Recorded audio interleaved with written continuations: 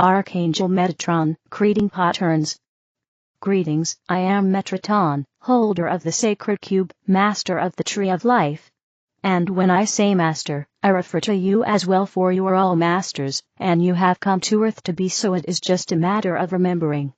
And I come today to answer the question of patterns, of when you see patterns in your daily lives. For just as it is a pattern, that being a master brings other masters who realize they are masters too, so observing patterns brings you to a new realm of understanding. And that is why we ask you to observe, to be in that state of consciousness, where you are mindful. When you are mindful, your gifts, of being a master, of creating your reality, of transforming not only your world, but the world of many, of the world of all, comes to be. So yes, look, and see what is repeating. What is coming back to call your attention.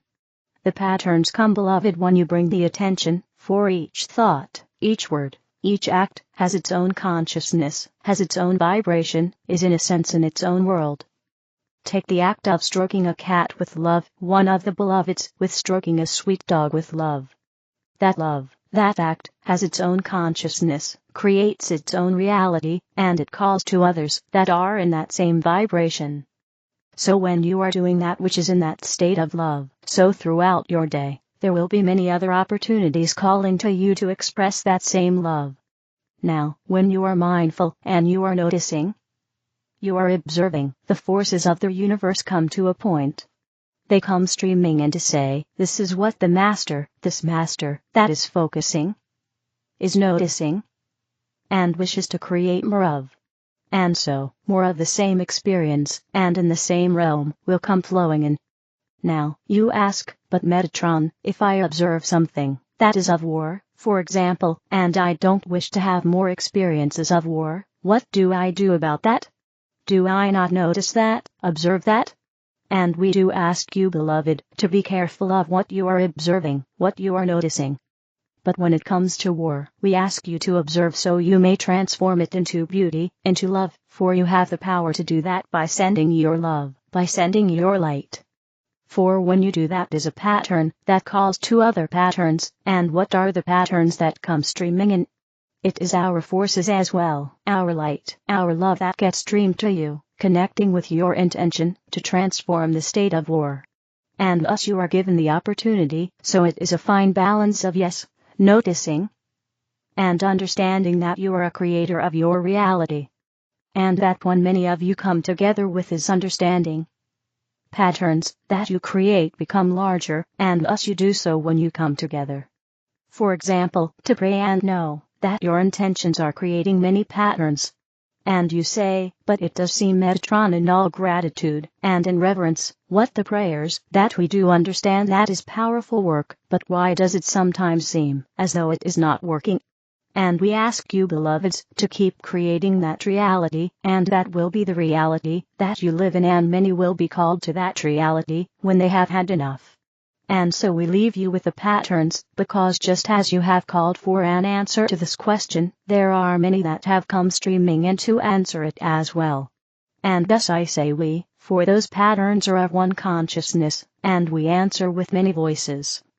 So yes, be mindful, continue observing, noticing, and you will see the reality that you create. Farewell with love. Codes flowing into our color. I had a profound dream the other night. In the dream, I was working with galactic beings. I was sharing with them that I have been having issues with my ears, sinuses, and hips. This beautiful lion being came up to me and put her hands on my head. She gently adjusted my cranial bones.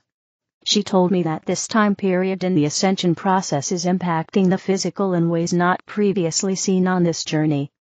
The codes coming in from the sun, the galactic center, and source are flowing into our color, into the heart of our DNA, shifting us. Where we experience pain or energetic congestion is where we are holding resistance, unresolved trauma, and limitations. I was shown light pouring into the body, and hitting these dense spots. The light was a battering ram, pushing against the black holes in the form. The areas without the black holes allowed the energy to flow through unhindered. A smooth energy flow shifts the person subtly, layer by layer with greater ease. When one has an energetic black hole in their form, the light comes in chipping away at it. As it does, it works to expose the root cause of the dense parts. This can create a physical manifestation of pain, injury, and illness. Deep within our body we have stored the record of it all. We are being asked to let it all go now. To allow the light to fully penetrate our being. Pain or disease is drawing our attention, like a beacon saying, hey, look here.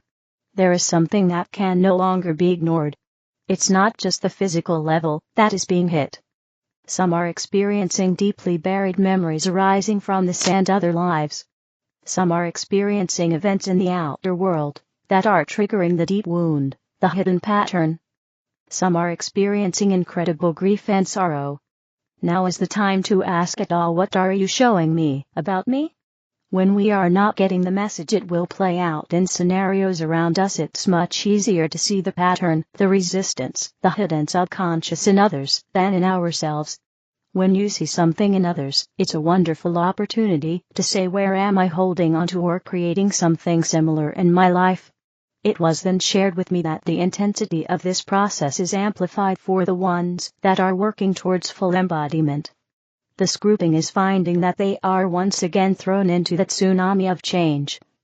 Not everyone is experiencing this right now. I often joke and say that we can't all be crazy at the same time. However, there is truth to this. As the group that is working towards full embodiment experiences amplified symptoms and radical internal changes, other awakening souls are holding the energetic foundation. They showed it to me like flying a kite. The group experiencing the amplified activations are the kite. The next group is holding the line, while allowing more and more string to be released. This does not mean that the group holding the line are not affected by the energies. They are, just not to the severity of the embodiment group at this time. The embodiment group are experiencing deep activations. They are being called to step into their innate knowing and personal power. It was shown to me that the light codes coming in are essentially flipping a switch on within the person. The codes are the signal that it is time. An alarm bell has gone off. This grouping will anchor the next layer of coding into their bodies and the earth. Deep within the body lies the codes of purity. Within these codes lie the return of the sacred feminine. The goddess is returning through each of us as we come back to the balance and purity from which we came. For me, it's the energy of Mama's home. Once this grouping has made it to a level of embodiment, it creates the foundation for the group holding the kite string now to let go and fly. It was explained that the most important task is for us to come into cosmic resonance with all of creation. We are being asked to harmonize with all that is, removing the separation. This process is intense and uncomfortable, and sometimes downright challenging. We step forward into ourselves moment by moment. We are the ones knocking at our own door. Lady Nada, how to activate your intuition? Beloved child of light. Know in the depths of your soul that you are all equal in the divine knowledge and gifts bestowed upon you. You are made of light and love, and there is nothing at all that separates you from the source of all that is good and pure. You are, always and forever, carried by the boundless grace of the divine. Surrender to this grace, dear one, for there is no need for you to bear any burdens. You are tenderly cared for, more than you can imagine. Your intuition, that still, small voice within, is the voice of your heart, the most natural guide you possess. Like a river flowing freely and without interruption, your intuition is always active, always striving to lead you toward truth and love. It speaks to you of beauty, surrounding you at every moment, whispering to you in tones of joy and gentleness. It encourages you to look inward, to honor your emotions, to release what no longer serves you, and to embrace yourself with the love you so deserve. This voice, beloved, is your greatest power, your most sacred gift. Yet, at times, the noise of the mind becomes so consuming that this gentle voice is drowned out. The mind, with its fears and illusions of separation, insists on being heard. But you, dear one, can quiet it. Through the simple act of stillness, through meditation, you learn to listen again. In the silence, the voice of your heart will rise. There is a space within you where separation has never existed. Find that sacred space, and the burdens of the world will dissolve, leaving only peace. Trust this inner voice. Follow it consciously. Surrender to its loving guidance, for much is about to unfold in your life, and the mind cannot possibly comprehend the wonders that await. I am with you, nearer than ever before. Soon, I will walk this earth beside you once again. Will you recognize me when I do? You are called to be on this earth, but not of it. Remember, your essence is stardust. Walk with your feet upon the ground, but let your heart soar in the valleys of light. Blessed are you, beloved child of light. How we shrink from life. It starts by pulling away from something because it feels too hard, too overwhelming.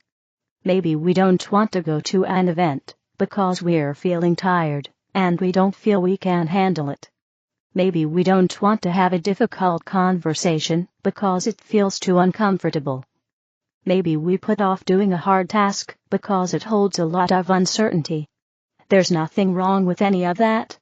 It's okay to not always push ourselves to take rest, and to give ourselves self-care. But if we don't intentionally push back into the discomfort at some point, then we continue to contract from life. The next time we're faced with discomfort, overwhelm, difficulty, uncertainty, we might choose to pull away, avoid. And then again. And soon our life shrinks, so that things that seemed doable before now seem impossible. This is the natural process of contraction. It shrinks our lives smaller and smaller. We don't have to give in to this process of shrinking our lives. We can intentionally put ourselves into discomfort and uncertainty, just a little at a time. Acclimatize ourselves every day when we are able. Sometimes we need to rest and replenish. But then we should commit to doing something difficult or scary, even the smallest amount. Every day we can. That's how we fight back and expand. With love. Leo Babauta. Zen Habits Source, arrayofflight.com. The other videos are in the English video playlist. Help me spread the light. Click like, share, and subscribe to the channel. Thank you.